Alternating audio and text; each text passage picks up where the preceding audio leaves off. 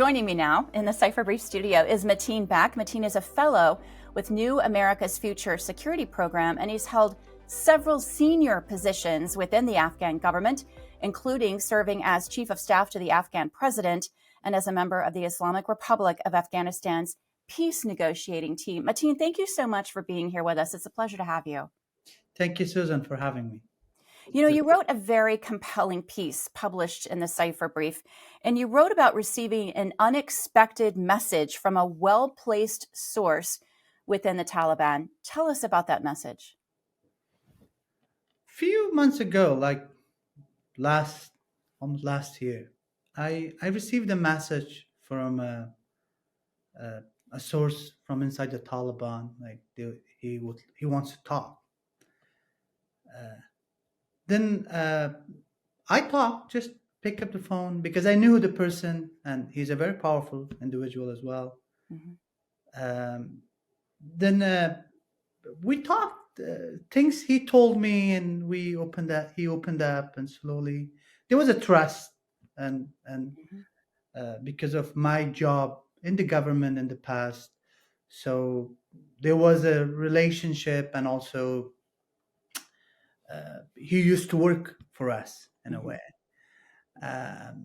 So he was reliable and had a good access. This message kind of surprised me and was very interesting. And it was completely different of what was in the public. And in the public, we all were getting Taliban are consolidating power. Mm-hmm. And they're working on the cohesiveness of the group. It was talking about the fragmentation and factionalism inside the Taliban on ethnic line, on a regional line, even on tribal lines. So it was not as if making the group in a way as it claimed to consolidate power around the group identity, but mainly the leader himself was concentrating power to himself and to his own tribe, to people loyal to him, and dismantling the institutions which was built in past 20 years in Afghanistan with Americans' help. Those remaining things like Ministry of Interior, Defense, or all things which was based in Kabul, and now Taliban had come in power, and they were working in those ministries and those institutions. So I could see there is a thing happening. There's no more trust in the state. It's more of different pockets of power, mm-hmm. and everyone is preparing to take over or to go against each other. Mm-hmm. So this was an interesting message. Then then we had more and more call. Then I decided with a couple of other friends to verify this, mm-hmm. how much of account of this individual is correct. Mm-hmm. Then I dig in further, and even I traveled to the region, and to my surprise, I discovered a lot of more of fragmentation and also factionalism inside the Taliban, in a way, because the dominant narrative used to be, okay, there's a differences between pragmatist Taliban and the Taliban's leader in Kandahar. No, it's much, much deeper than that, mm-hmm. much bigger than that. Mm-hmm. And I was then with different sources I tried to talk, and they were saying, no, this is the fight or a war between these factions, this different center of power is inevitable. Yeah, it's a question of time. So what I was then coming, because this was in the past, our understanding was also the Talib as a group is full of contradiction, mm-hmm. full of reactionary things, and they don't have a narrative, they don't have a policy, they don't have any strategy to rule. And it was not something for me very surprising. I was expecting this, but I was expecting maybe it will take a longer time, Mm-hmm. but it is happening more quickly. Mm-hmm. And now all these debates are more of a public things. Everyone, there's a lot of discussions about it, but deep down, the problem, the struggle, the power struggle inside the Taliban is very, very imminent, and uh, what I see is a full-fledged war, different among the different factions of them, which is very, very imminent now. Mm-hmm. So you Uh, were very surprised to hear the difference in what you've sort of seen and heard publicly, what many were expecting was happening versus what was actually happening. Recognizing excellence in national security, the Cipher Brief Honors Dinner celebrates those who've made a real difference in protecting our nation. It's an unforgettable evening with top leaders in the field. Join us in honoring these remarkable contributions. Reserve your seat now at cipherbriefhonors.com. The Taliban does still maintain ties to Al Qaeda and to the Pakistani group TTK or TTP. Sorry. Tell me why this should be concerning. in my piece, I mentioned this two group. As I said to you, when this information came, I started digging in, and then I started working with my other former colleagues. Mm-hmm. We were able to get access to certain information, which shows that there's a regular contact, a regular meeting between the Amir of Taliban, who's based in Kandahar, and Al Qaeda leadership, and the TTP, and other terrorist organizations. Mm-hmm. So, at least in the beginning, which that was in the first year, was not very clear. In the past 2 years, 2.5, it became more clear the Taliban leader have fully decided to align with the global jihadists. Mm-hmm. There shouldn't be any doubt about it. There shouldn't be any doubt about it. And there's and also because this should now even to one more interesting thing is uh, the leader of Taliban, he himself has set up a different intelligence unit in his own office to deal with these terrorist organizations because they don't trust any more GDI. Because GDI, the General Director of Intelligence, they used to have, I'm sure they still have, they had a channel with the U.S. intelligence agencies and others. They used to have regular exchange in Doha. So to they to control this, to not in a way how I would to put in a way, it was interesting. It's a very deceptive as well. To sort Those of who consolidate that channel of communication or that focus. those who deal with Americans in Doha, Yeah. they don't have any more direct access to those elements. Mm-hmm. Those elements which are based and have regular meeting with the leadership is based in Kandahar. They don't deal with Americans. Mm-hmm. Mm-hmm. You know, so in a way, what Americans are hearing is true. Mm-hmm. What they're getting is those people are right, but behind the scene, there's a parallel organizations working with this terrorist organization.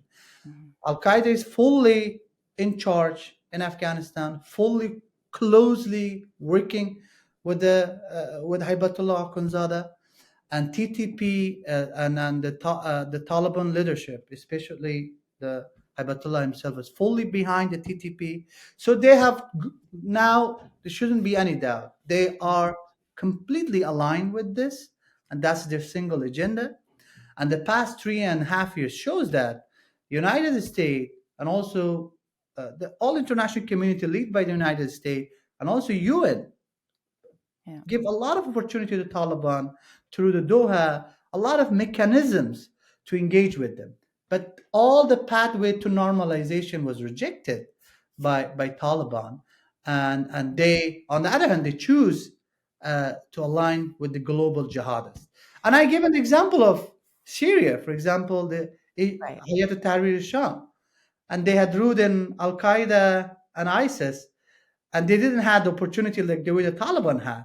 Look how they're changing with engaging with the world. On the other hand, Taliban, no, choose to be isolated and choose to be more dogmatist and stick with the origin of their own movement, the way it started.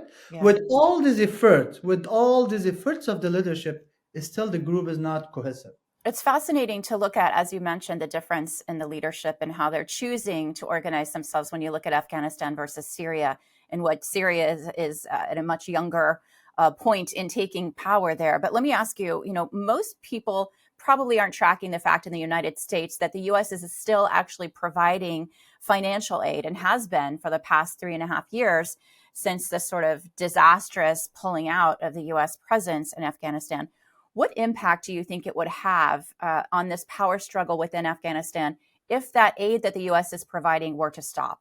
I will talk about the political implication of this.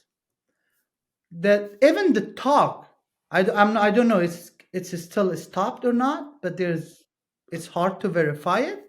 The talk about, even the discussion about the stopping of the aid has sent a very strong political message inside Afghanistan and put the Taliban in a very weak position. It has sent a message. It's a perception. So people used to think United States, well, I mean, we all know all the money used to go for humanitarian assistance. But the public's reading was that no, the US wants the Taliban to stay in the power. That was a perception. But now with the stopping of this money, or the talk about stopping the money, has sent a message that no, Taliban is no more being supported by the US. So it's put them in a very weaker political position. And also in terms of perception, legitimacy, it's questioning their grip in the power. And kind of it shows they no more enjoy an international support. That's one side of it. Connected to this, another development that happened, maybe you have read about it, the ISIS, the Prosecutor General of International Criminal Court requested or arrest warrant to the leader of Taliban and to the Chief Justice. That has also sent another very strong message. So kind of to the rank and file of the Taliban as well, and the stopping of the money as well. So that some of the Taliban elements inside using this against their own leadership, saying, "Look, with all your decisions, with all these things, you are bringing us to the collapse." And these decisions are kind of have intensified the division. You make some recommendations in the piece that you wrote in the Cipher Brief that about things that can happen right now in order to try to maintain some kind of stability. Will you talk a little bit about those recommendations? I think I would emphasize on one of the last recommendation. I think this is the situation right now in Afghanistan. Of course, it has offers its own challenges and also opportunities. I would rather see this as an opportunity. I think it's time for the United States to appoint to the President Trump to appoint a strong envoy, a representative or a special envoy, which could use this current situation and worked with the opposition to the Taliban, which are based outside, and also with the certain elements of Taliban inside the Taliban, which are willing to break from the Taliban's dominant narrative to build something new. I think this is possible. And also, as I mentioned in my piece, U.S. allies in the Gulf, they have a lot of influence inside the Taliban, inside a lot of individual of the Taliban. So I think this division, this fragmentation, and this decisions of the leader of the Taliban, all this has provided a golden opportunity for Afghan people and also for the outsider world to bring a positive change in Afghanistan. And in Syria also given a good blueprint, a good example of it. So I believe it's time for action. It's time for proactive work. And United still has a lot of influence and leverage, and even the aid is one of the biggest leverage. I think the aid, in a way, has to go to the people. The previous way of doing has to be stopped and look into it, because there's a lot of report. The money has helped the Taliban. How we could design in a way, those aid has to go only to the people of Afghanistan, and at the same time use the opportunity and bring the change which everyone is waiting. And I believe this is the time, after 3.5 years, giving of all the opportunities to the Taliban. They squandered it. They couldn't make peace with the people of Afghanistan domestically, and they didn't use any of the pathways which was provided to them globally to become a responsible member of international community. They squandered that as well. They behaved more like a spoiled child. They decided to be isolated. And the dominant group of Taliban, which is the leader of Taliban, there's no doubt, has aligned with the global jihadists, and they stick with that. So that has another consequences for all of us. And so we cannot, the world cannot shut its eye from those developments. It will come back and badly hurt all of us. But to do something, it's the right time to act. For the first phases for the new administration in the US, to appoint a new envoy, a strong envoy, which has access to the president. I think that could bring a lot of change and using the opportunity. Matin Bek, it's a fascinating piece that you've written in the Cipher Brief. I encourage everyone to check it out at thecipherbrief.com. You are the former chief of staff to the Afghan president. You are also a member of the Islamic Republic of Afghanistan's peace negotiation team. I really want to thank you for your time and for joining us in the Cipher Brief studio today. Thank you. Thank you, Susan, for having me. Thank you so much.